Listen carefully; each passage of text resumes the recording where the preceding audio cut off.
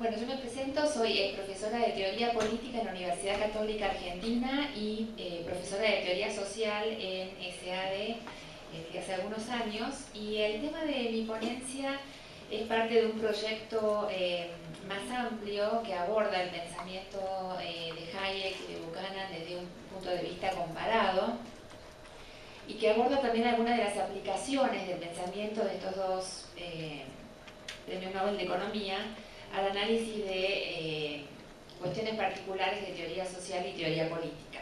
Entonces sería una parte de ese trabajo.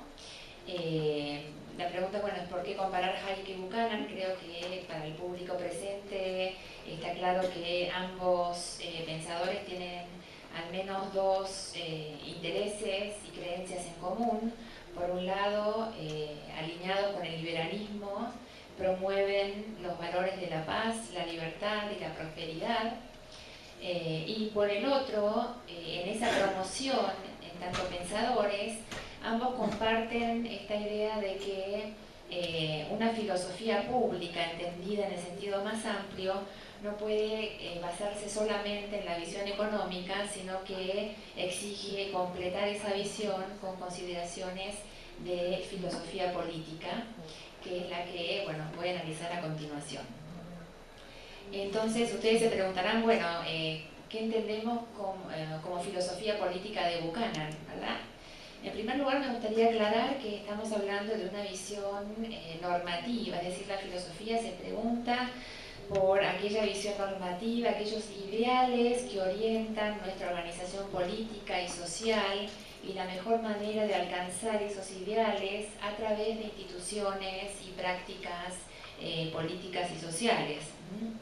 Esta preocupación de Buchanan, en tanto filósofo político, para quienes han leído su obra, está muy bien presentada y retratada en el apéndice al Cálculo del Consenso, el libro del año 1962, donde era clara en qué consiste su preocupación en tanto filósofo político. Pues bien, entonces cuando ustedes aborden a Buchanan, van a encontrar que su preocupación tiene que ver con aquellos valores individuales que legitiman las instituciones políticas, aquella justificación de la democracia entendida como un acuerdo entre hombres libres y cuál es la lógica del diseño constitucional. Esas son, podríamos decir, las áreas centrales de su preocupación en tanto filósofo. Ahora bien, lo que yo trato de hacer en estos trabajos es tratar de identificar o retratar cuáles son los aspectos principales del filósofo político Buchanan, ¿no? Y bueno, quisiera compartir con ustedes alguna primera aproximación a esta filosofía política que yo entiendo se apoya en tres pilares o aspectos básicos, de los cuales voy a hablar brevemente. El primer aspecto sería lo que conocemos como liberalismo clásico. Liberalismo que se preocupa acerca de preguntas tan generales como, bueno, cómo es la naturaleza humana en política, cuáles son las características de la cooperación social, qué es lo que permite que los hombres se beneficien a través del intercambio, etc. El segundo aspecto o pilar que yo detecto en la filosofía de Buchanan es su aspecto contractualista, ¿verdad? Y con esto nos referimos ya puntualmente a cuáles son aquellas reglas que permitirán proteger las libertades individuales a través de ciertos acuerdos políticos. Ahora voy a detallar un poco más estos puntos. Y el tercer aspecto o pilar del pensamiento de Buchanan, entiendo yo que, bueno, ya es propiamente el aspecto del public choice, es decir, el aspecto que está relacionado con poder explicar cuáles son las fallas de gobierno y por qué surgen. Entonces yo entiendo que Buchanan es muy rico para poder interpelar ciertas circunstancias, situaciones y autores a partir de estas tres posiciones, ¿no? Entonces déjenme por ahí profundizar un poco más en los tres grandes pilares, ¿verdad? Respecto del liberalismo, yo encuentro que Buchanan está inspirado, al igual que Hayek, por supuesto, en la tradición escocesa del siglo XVIII, en la Ilustración, especialmente en las figuras de Adam Smith y David Hume. Estos dos autores en especial, toman la idea de la cooperación social espontánea, los beneficios mutuos surgidos del intercambio libre y la necesidad del cumplimiento de las reglas como una base para el orden social y económico. Donde Buchanan se distancia un poco, pero no demasiado, de Hayek es en su aceptación de los postulados también del filósofo Kant, de quien subraya, entre muchas otras cosas, que bueno, no hay tiempo de analizar acá en detalle, subraya la idea de las restricciones morales y las restricciones legales que los individuos deben autoimponerse o adoptar como comunidad para poder asegurar los beneficios de una sociedad libre. Esta idea de restricción me parece que está bien clara en Buchanan, surge de Kant. Bien, estos dos pensadores como inspiración. Ahora hay un tercer pensador muy crucial en Buchanan, de hecho es el autor que Buchanan cita más en todas las obras completas que publica Liberty Fund, que están disponibles en la página web de Liberty Fund, de Online Library of Liberty. Hay un pensador que es el que más cita y con quien tiene una relación, digamos, de amor-odio, podríamos llamarlo, ¿no? No sé si alguien ha leído a Buchanan y se anima a adivinar quién puede ser, ¿no? Bueno, este pensador es Thomas Hobbes. Hobbes es el autor que Buchanan más cita. Y bien, nosotros como liberales podríamos preguntarnos hasta qué punto Hobbes puede ser considerado parte de una tradición liberal. Buchanan claramente considera que no puede ser parte de esa tradición. En tanto, Hobbes defiende un gobierno absoluto y la idea de obligación política.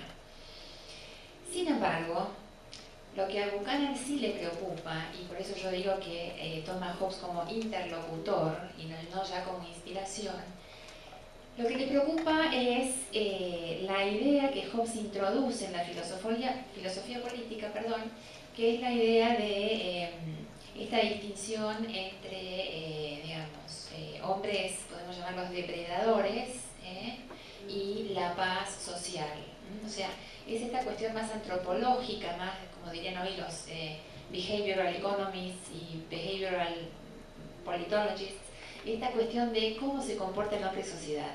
Bueno, Buchanan toma esta idea de Hobbes, si bien con muchísimos reparos, y digamos, esta premisa antropológica la que luego da pie para que Buchanan haga una propuesta concreta de diseño institucional. Bien, para ir más rápido entonces. Esto en cuanto al liberalismo.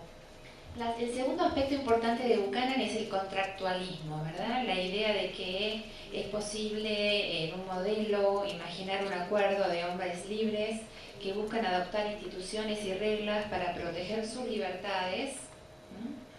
En segundo lugar, que este contrato constituye un salto desde una posición anterior al contrato, que es lo que él, tomándolo de Hobbes, describe como la jungla hobbesiana, o el caos, o la anarquía, hacia un momento post-constitucional que va a ser un momento de organización para beneficios mutuos. Buchanan de hecho distingue tres niveles, ¿no? O sea, la anarquía, la constitución, que es el reconocimiento de los derechos de los hombres, y el post-constitucional, que sería, digamos, más bien un nivel o un momento donde se toman decisiones para, digamos, hacer posible la vida colectiva o la vida en común. No vamos a entrar en el tema de las reglas de decisión, simplemente mencionar que este contractualismo sí se apoya mucho en Kant, y también alguien a quien él menciona mucho es a John Rawls, ¿no? Bien, y la tercera, digamos, aspecto o pilar del pensamiento de Buchanan ya concretamente es el public choice, es decir, entendida esta posición como una preocupación por estudiar y proponer ciertas estrategias colectivas a partir de reglas adoptadas, digamos, libre y voluntariamente. El public choice, entendido como estrategia, es uno de los aspectos del public choice. Buchanan también insiste mucho con un segundo aspecto del public choice, que sería aquel quizás un poquito más empírico, acerca de cuáles son las fallas de gobierno, ¿verdad? Bien, y entonces en esta mirada del public choice, Buchanan sí habla mucho del homo economicus como en un sentido restringido, es decir, contempla a los individuos como agentes maximizadores de utilidad, pero no solamente en esta capacidad, y utiliza su modelo para predecir, dice él, los peores resultados posibles que surgen de la vida en común, la vida colectiva, y para imaginar formas institucionales que puedan prevenir esos peores resultados. Y yo enfatizo acá la palabra imaginar, porque justamente él aclara que no se trata de un diagnóstico, una mirada empírica o descriptiva de la realidad, sino que es un modelo que se propone anticipar qué pasa, cuáles son los peores resultados que emergen de ciertos órdenes de reglas o de conductas, ¿verdad? Bien, y entonces, con esos tres pilares bucanianos, llamémoslo, lo que a mí me interesaba hacer era, un poco quizá continuando el interés de Eduardo, analizar el funcionamiento el pensamiento o las propuestas actuales que llamaremos populistas. Entonces Eduardo, entiendo yo, intentó hacer un diagnóstico, una aplicación de Hayek con la seguridad social o con el welfare state. Yo lo llevaría un paso más allá, hacia el siglo XXI, un siglo que al menos en América Latina cuenta con una fuerte presencia de populismo. Entonces lo que quiero hacer es aplicar estas ideas de Buchanan para ayudarnos a entender cuáles son las peores fallas que podemos anticipar de los gobiernos populistas y qué se puede hacer para evitarlas, ¿no? Como nota al pie de página, acá voy a acotar que el populismo que voy a retratar acá es un populismo no en un sentido de régimen, en un sentido empírico, donde yo detallo cuáles medidas se van a tomar, sino en un sentido conceptual. ¿Qué entendemos por la idea de populismo? ¿Qué entendemos por la lógica populista? Y me parece que alguien que ilustra bien esta lógica es un pensador argentino que se llama Ernesto Laclau, que enseña en Gran Bretaña hace muchos años y que tiene un libro que se llama exactamente así, La razón populista, es un libro apologético del populismo, y entonces yo trato de tomar a Laclau como interlocutor de Buchanan, por así decirlo, ¿no? Bueno. Entonces, ¿qué es el populismo según Laclau? Yo creo que podemos retratar o resumir esta idea de populismo en al menos 5 aspectos, creo que hay más, pero me parece que son los 5 aspectos más cruciales. El primero es el populismo, o la razón populista, o la lógica populista entendida como aquella visión de la vida política para la cual toda relación social y política está marcada por el conflicto y el antagonismo. Entonces, a diferencia del liberalismo de Buchanan, para quien la vida social es acerca de la cooperación, para el populismo la vida social es acerca del conflicto y el antagonismo. En segundo lugar, es una lógica que, nuevamente a diferencia de Buchanan, no postula ningún individualismo metodológico, sino que por el contrario se apoya en un colectivismo metodológico, de acuerdo al cual lo que nosotros vamos a encontrar en el análisis de toda situación social y política va a ser un fenómeno que se llama pueblo y otro fenómeno opuesto y antagonizante con el pueblo que se llama el no pueblo. ¿Sí? En tercer lugar, vamos a encontrar que para la mirada de Laclau y de la lógica populista, la política, es decir, la vida política, la acción política, es más importante y más definitoria de las relaciones sociales que la vida económica, que la vida o la acción económica. Este es un supuesto que, digamos, quizás me interesa subrayar acá, que deriva de la necesidad que tiene Laclau de distanciarse del marxismo. Ustedes recordarán que para Marx la economía era lo que determinaba todas las relaciones sociales, ¿sí? La infraestructura. Bueno, Laclau se autodenomina un post-marxista, en el sentido que revisan y refutan la idea de Marx de que la economía determina la vida social. Y en cambio postulan que es la política populista en especial, la que va a definir qué tipo de economía y qué tipo de vida social va a tener una sociedad. Como parte de este cambio en la idea de Laclau,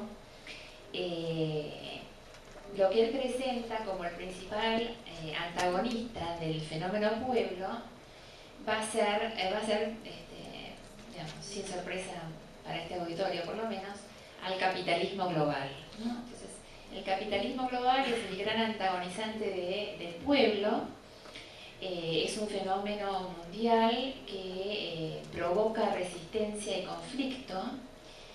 Y es interesante también estudiar o tener en cuenta que para el postmarxismo y para el populismo, a diferencia del marxismo, el capitalismo no produce explotación entre el trabajador y sus empleadores. O sea, ellos, a diferencia de Marx, no piensan que el capitalismo produce alienación o explotación y que es necesaria una revolución para terminar con esa explotación.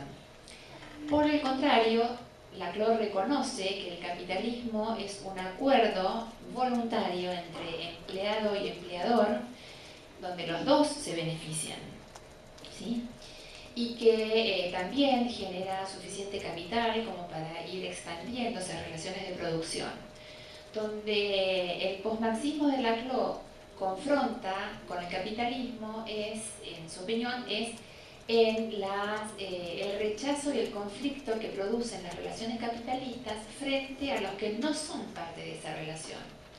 Por ejemplo, movimientos indigenistas o ecologistas o feministas o cualquier tipo de grupo marginal que no está incluido en una relación de producción pasa automáticamente a ser, digamos, enemigo del capitalismo y a formar parte de ese movimiento global que sería el populismo, ¿no?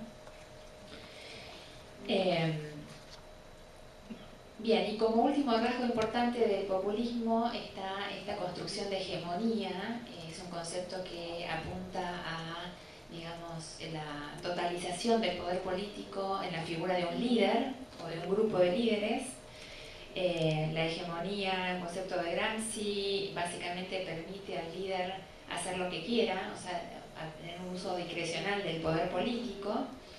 Y sobre todo le permite, digamos, manejar o adaptar leyes o instituciones de acuerdo a las necesidades que vayan surgiendo en su proyecto de hegemonía. Entonces, la ley y la institución está al servicio de la voluntad del líder.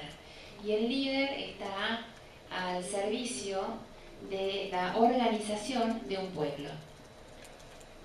Es importante recordar que el pueblo no existe antes de que el líder aparezca. Es el líder el que identifica y crea e incluye en un pueblo a todos aquellos que él desee. Bien, en este contexto entonces me parece que es un desafío para el liberalismo, al menos en el plano de las ideas o conceptual, intentar predecir, como intenta hacer Buchanan, digamos, cuáles son las fallas al interior del populismo, cuáles son los problemas lógicos y sobre todo cuáles son las amenazas a la libertad individual, ¿no es cierto? Entonces, digamos, algunas de estas predicciones tienen que ver con, bueno, justamente los tres pilares o los tres soportes de ideas que nos ofrece Buchanan. Desde el punto de vista del liberalismo clásico, claramente el populismo, al menos como lo entiende Laclau, está en clara tensión con la idea de cooperación social espontánea y armónica. También está en tensión con la dignidad individual, o como diría Bamberg, con la idea de soberanía individual, ¿sí? El pueblo pasa a decidir quiénes son los grupos que pertenecen a esa categoría de pueblo. Acá no hay individuos. Y por extensión, como no hay individuos, entonces tampoco hay derechos individuales. Eso quizás podría ser otra diferencia con el welfare state. Acá el poder político está al servicio de un proyecto hegemónico, pero no al servicio de la extensión de ningún tipo de derecho individual, básicamente porque no hay individuos, por lo tanto no hay derechos, ¿no? Desde el punto de vista contractualista, Buchanan entonces nos permite entender qué es lo que podemos esperar del populismo así entendido. Podemos esperar, en primer lugar, que no haya este acuerdo democrático entre personas libres, iguales en su dignidad, porque es el líder el que va a decidir qué grupos reciben qué atenciones o qué privilegios y cuáles van a estar excluidos de esos privilegios. Podemos anticipar también que en la medida que no hay leyes ni derechos, el populismo, la lógica populista, de alguna manera retrocede o produce una regresión a la jungla hobbesiana, de la cual Buchanan quería escapar en un primer momento. Entonces volvemos a la anarquía, porque no hay ni contratos, ni derechos, ni leyes, y no hay, por supuesto, consentimiento individual. Entonces, por lo tanto, volvemos al mundo de la fuerza, al mundo de la coerción, al mundo del militarismo, explícito o encubierto, ¿no? Pero eso, digamos, como un corolario de todo lo que nos presenta el populismo. Desde el punto de vista del public choice, digamos, una crítica al populismo podría ser, me parece a mí, la idea de señalar las tensiones que surgen en la relación entre el líder populista y su pueblo. Si atendemos al Homo economicus de Buchanan, que nos postula una maximización de utilidad por parte del líder populista, podemos esperar que todo lo que le interese al líder populista, o a la líder populista, es maximizar su propia utilidad.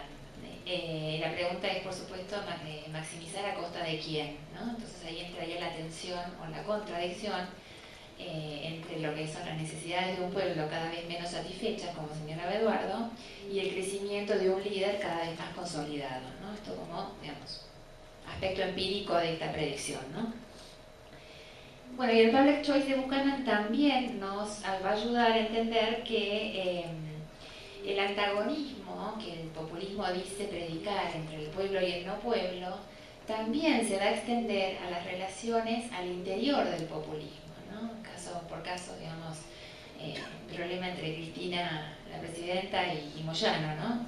Es decir, existe en el modelo de Buchanan criterios para hacernos ver por qué esa supuesta visión romántica del populismo no es tal y que tarde o temprano también va a ser presa de esa visión más depredadora propia de, bueno, toda propuesta política que entienda que la riqueza surge de la expropiación y no del trabajo, ¿no?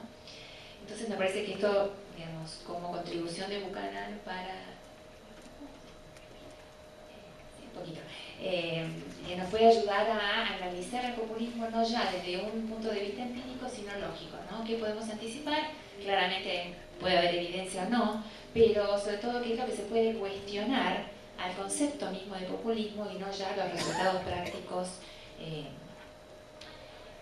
Bueno, para terminar, dos ideas más. ¿Cuáles son las perspectivas de reforma? Nos podemos preguntar a esta altura. ¿Se puede salir del populismo? Yo acá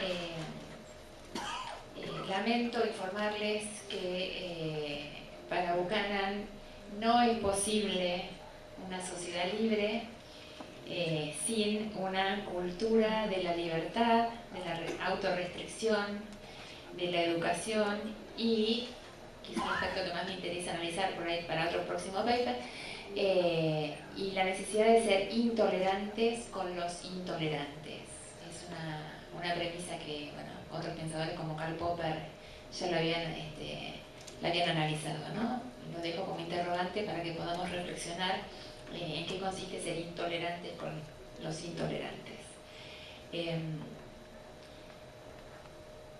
bueno, para una nota un poco más optimista, digamos, la pregunta sería si es posible recrear esa cultura de la libertad o esa cultura constitucional a partir de contextos marcadamente populistas, ¿no? Quizás es una pregunta que podamos debatir en grupo.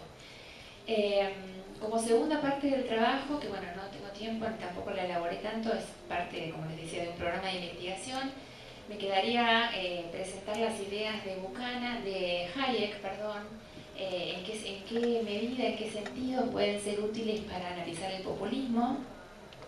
Se me ocurren algunas líneas de investigación. Hayek nos podría proveer de conceptos como aquel de discrecionalidad epistémica, es decir, el líder populista que elige qué aspectos de la realidad conocer o entender y cuáles aspectos esconder y desconocer, entre ellos la inflación, pero no, una discrecionalidad que, digamos, no es ya un voluntarismo, sino es una convicción, una cualidad cognitiva que quizás les impida ver que realmente existen problemas por causa de la inflación. Como segundo aporte de Hayekiano podría ser aquella pretensión del conocimiento que se apoya en la idea de que es posible crear un sujeto pueblo y desconocer identidades individuales, y que esto se hace sin consecuencias graves para la libertad. Y finalmente, como tercer aporte hayekiano, seguramente haya más, hasta qué punto los argumentos basados en el conocimiento nos ayudarían a entender mejor cuáles son las fallas del populismo, sobre todo cuando los comparamos con argumentos más de tipo sentimentales o utilitaristas a secas, digamos, ¿no? Hasta qué punto la relación entre el pueblo y su líder deja de ser sentimental y pasa a ser una relación de convicciones, de creencias, de engaños, con miras a algún tipo de objetivo que ellos definen según las circunstancias, ¿no? Así que bueno, yo creo que con esto, digamos, terminaría y bueno, por supuesto comentarios y preguntas son muy bien recibidos. Así que muchas gracias.